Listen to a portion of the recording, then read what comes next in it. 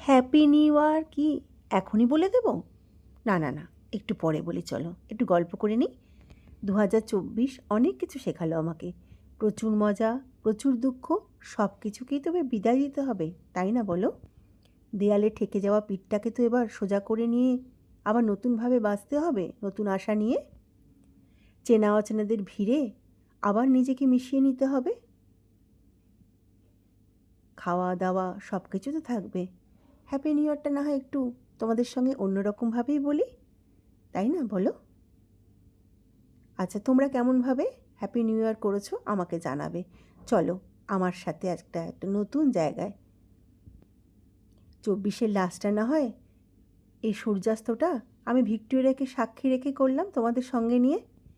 এমন একটা সূর্যাস্ত দেখার জন্য আমরা দূর দূরান্তে চলে যাই, কিন্তু একবারও তো এর কাছে আমরা আসি না।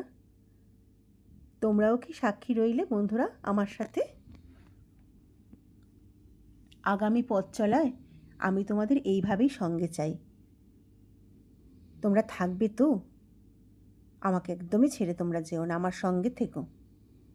24-এর এই অন্তিম বিকেলটা দেখো কত সুন্দর হয়ে উঠেছে। সাদা ভিক্টোরিয়ার উপরে লাল সূর্যের আভাটা পড়ে, তার সঙ্গে জলেও পড়েছে, ওটা কি সুন্দর লাগছে দেখো। চোখ জুড়িয়ে যাচ্ছে, মনে হচ্ছে দুদণ্ড এখানে চুপ করে বসি। কিন্তু 24-এর লাস্ট রাত্রিটা কি খাওয়া দাওয়া না করে থাকা যায় বলো? একটা দারুণ খাওয়া দাওয়া তো হতেই হবে আজকে, তাই না? কি খেলাম বলো তো? কি আর খাবো, বাঙালির প্রিয় লুচি আলুর দম আর বোঁদে দিয়ে টক দই, যেটা আমরা খেয়েই থাকি প্রায়। তোমরা দেখো আর ভাবো, এরা তো শুধু এটাই খায়। আর মুনায়ের সেই লুচির ওপরটা টুক করে ফাটিয়ে ওপরের ছালটা খাওয়ার অভ্যাসটা সেই ছোট্টবেলা থেকে রয়েই গেছে, তাই না বলো? আমার সাজানোটা কেমন হয়েছে একটু জানিও তো বন্ধুরা। এইভাবেই কিন্তু তোমরা আমার সাথে থেকো, যেমন 24-এ ছিলে 25-এও আমার সাথে থাকবে।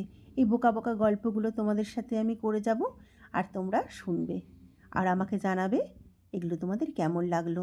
তোমাদের সকলের জন্য হ্যাপি নিউ ইয়ার 2025 খুব ভালো হোক, সবাই খুব ভালো থেকো, সুস্থ থেকো। আজকের জন্য এলাম, কালকে আবার দেখা হবে, টাটা।